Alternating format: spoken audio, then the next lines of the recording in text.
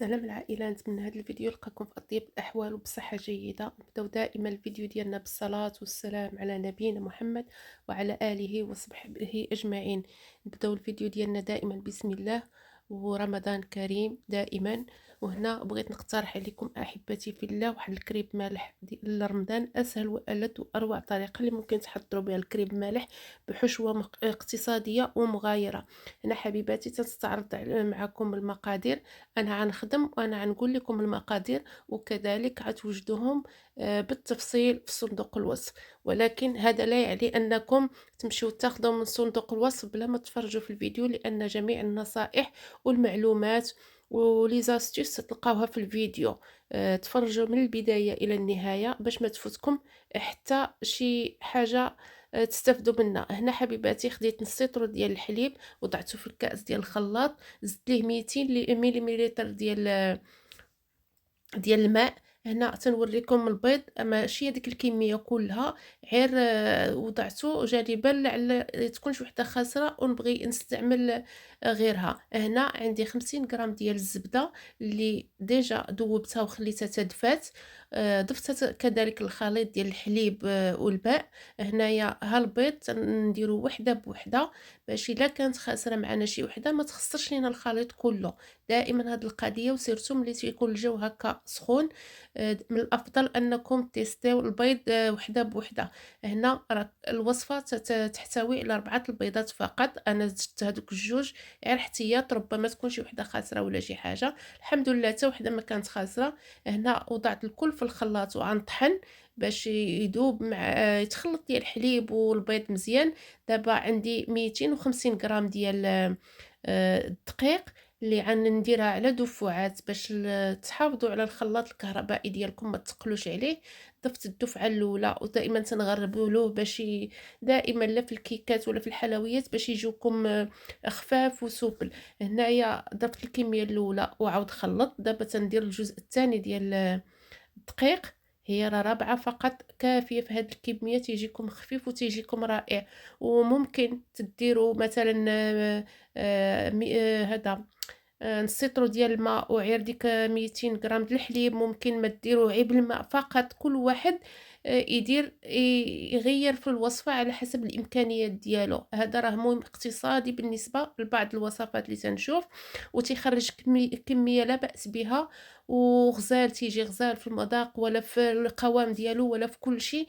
انتم عاد تجربوه معايا وان شاء الله يولي معتمد عندكم، يولي من الوصفات اللي في درجوها في في الشهر الكريم أو شهر رمضان، إما في الإفطار، إما في السحور، يا إما في العشاء. هنايا حبيباتي من بعد ما طحنت كل شيء، هنا عنسمو لأن هذا كريب كيف قلت لكم مالح. ضفت الملح، وهنايا تنضيف شوية ديال البصلة غبرة، وشوية كذلك ديال الثوم غبرة. وبالنسبة للتتبيل ممكن أي سيدة تختار الحاجة اللي تتبغي، ممكن ديروا فيه الزعتر مثلا محكوك، ممكن تنسموه بالحباق، ممكن تنسموه بالزعيترة.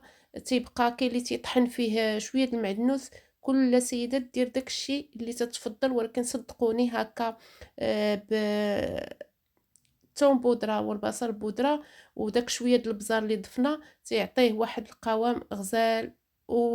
وانتم عاد تجربوا وتردوا عليا في التعاليق كالعاده. هنا غطيت الخليط ديالي وضعته جانبا يرتاح على ما غسلت دوك المعينات اللي وجدت فيهم الخليط. هنا خديت المقله ديال الكريب. مهم تكون المقله غير لاصقه ضروري حبيباتي، واللي عندها شي بقيله تتشك فيها من الاحسن ما ديرش فيها باش ما تضيعش الوصفه ديالها. هنا نتوما تتشوفوا كنت صبغت ديال هذاك الكريب، حيدت ليه هذاك السلوفان وتتخلطوه مزيان مزيان. عاده تستعملوه. هنا راه ضفت واحد المعلقه ديال المعدنوس مقطع. للاسف ما بقاتش عندي اللقطه ما بانش لكم. ضفت لي واحد المعلقه كبيره ديال المعدنوس مقطع، هذه اختياريه، اللي بغات تضيفها تضيفها، اللي ما بغاتش ممكن ما تضيفهاش. هنايا نتوما تشوفوا تنشدوا مغرفه وحده، وتيبقى تاني الكميه ديال الكريب على حسب القطر ديال المقلاة ديالكم.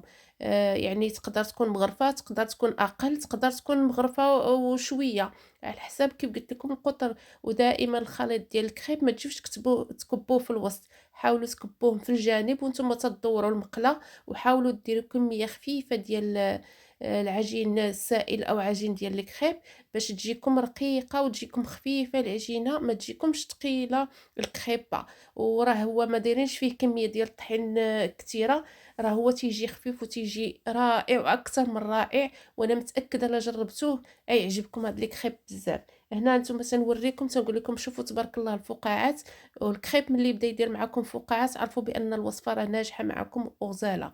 هنا تنبقاو هكذايا تنخليه حتى تيشد في راسو، تندهن واحد الدهينه صغيره ديال الزبده دايراها في داك المنديل ديال المطبخ، تنمسح المقيله وتنكب الكميه ديال الكريب عاد تتبان ليا بداو الجوانب ديالها تيتحمروا، تنقلبها مباشره. هنا تنقول لكم شوفوا انا فرحانه بداك الفقاعات اللي داير.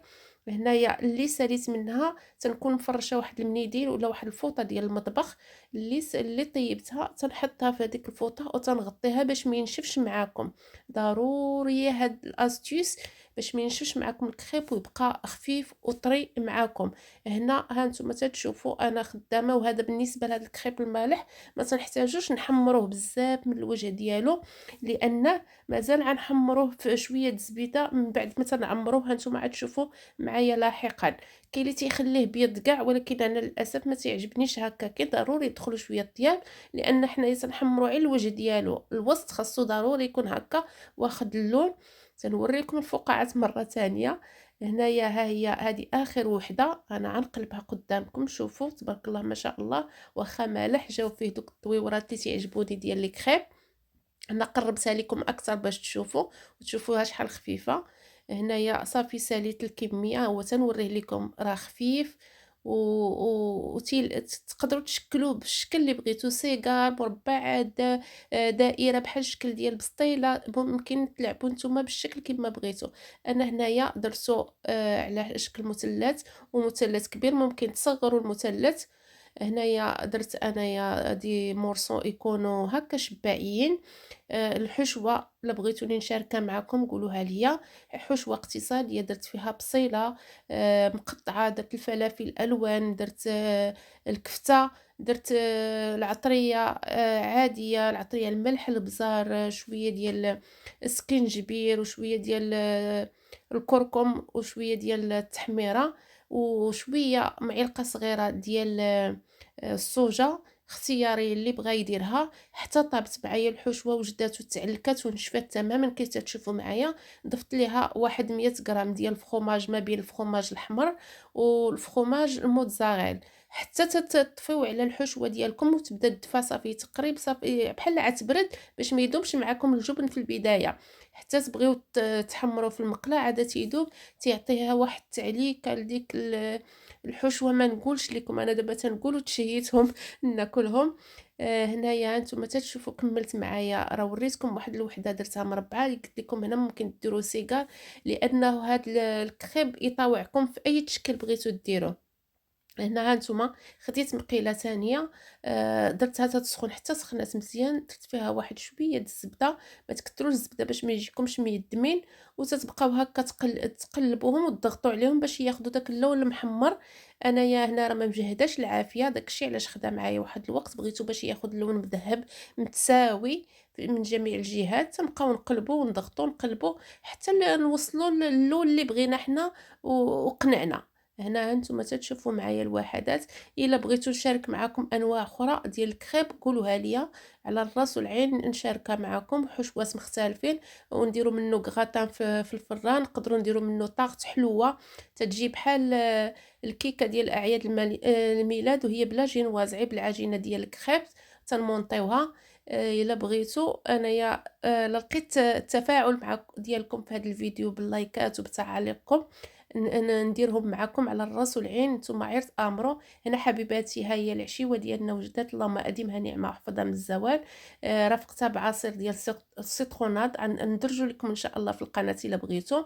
ومع السلامه الى فيديو قادم ان شاء الله.